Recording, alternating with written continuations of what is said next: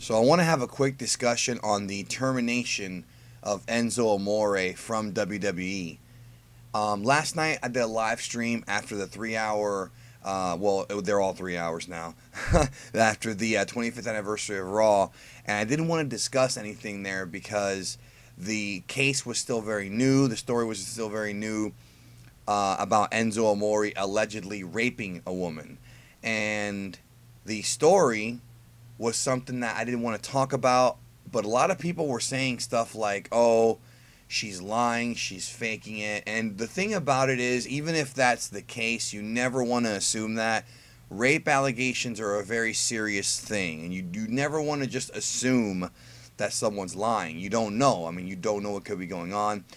Today, this morning, WWE released Enzo Amore in retaliation to this. He had already been suspended, but today he got released, which tells me that WWE has new information that confirms that there is smoke where there's fire. Now, I'm going to read you guys the Observer article and then kind of give you my thoughts on it, One day after a rape allegation against him, it was made public Enzo Amore has been released by WWE. The official statement, WWE has come to terms on the release of Eric Arndt, Enzo Amore. Enzo was the 205 Live Cruiserweight Champion. He was on that show. He was booked on the 205 Live tour that they've been doing. He was supposed to wrestle Cedric Alexander at Royal Rumble for the title, but he is out. It says here, Amore had been suspended by the WWE yesterday. On Twitter, a woman using the handle Miss Gucci Witch shared her story alleging that Amore had raped her last October.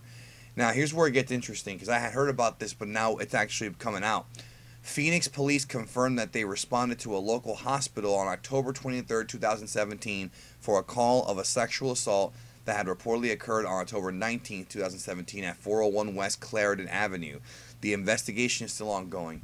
If it wasn't for this police investigation, this situation may be handled differently. And if Enzo ends up being innocent, if they actually discover that she is lying, then he'll be brought back. I mean, he most likely will be brought back. But this is a very serious thing. When there's allegations of sexual assault, especially nowadays with, so many women who are coming out talking about dudes in Hollywood that have been sexually assaulting them and being, just real inappropriate, it has to be taken seriously. And the courage, again, I wasn't there, so I don't know what actually happened. But if Enzo did do it, and I'm going to say if only because there's no trial or anything. If he did it, then it has to be taken very seriously, and it has to be something that has to be understood to where the woman who he did it to, is the victim here. Like, I know some people don't have an issue understanding that, but the rape is a very serious thing, you know what I mean? Very, very serious thing, and Enzo, this is a very smart move by WWE. They had to get rid of him. My own personal opinion, I was never a big fan of Enzo. Never really was. As a wrestler, his personal life, I don't care anything about. But if this is true and he committed this horrible crime, then yeah, he should be blacklisted from the business because it's just not right. And this is not the first guy in the wrestling who's done something like this. But this is a different company now. It's a different era. And they have to handle it like that. Says here, Amore had been WWE Cruiserweight Champion prior to being released and was scheduled to defend his title against Cedric Alexander at the Royal Rumble on Sunday. WWE has yet to address how they'll handle the title going forward. 205 Live takes place in Washington, D.C. tonight.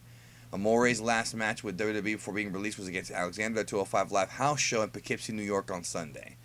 So, I don't know if they're going to do a tournament. I don't know if they're going to even address it on television. They might say, like, oh, Enzo Amore's been released, the title's vacant, but they might not say why. I don't know. They're probably not going to turn it into like a storyline where they, like something wacky, like, oh, Enzo, something stupid, like, oh, Enzo got the mumps. They're not going to do that. This is going to be treated like a very serious thing because this is one of their guys, and if this did happen and there's more evidence coming out, like I said, the investigation's ongoing, it has to be treated very, very seriously. So that's all I have for you right now. I got another video coming out about Raylo on this channel. It shouldn't be out yet, but it should be out tonight. Hope y'all enjoyed that, and thanks for joining my stream last night. Love all you guys. Hope you have a great night and or a great day, and I'm sure there'll be more on this story coming out, but Enzo is gone. So, see you later.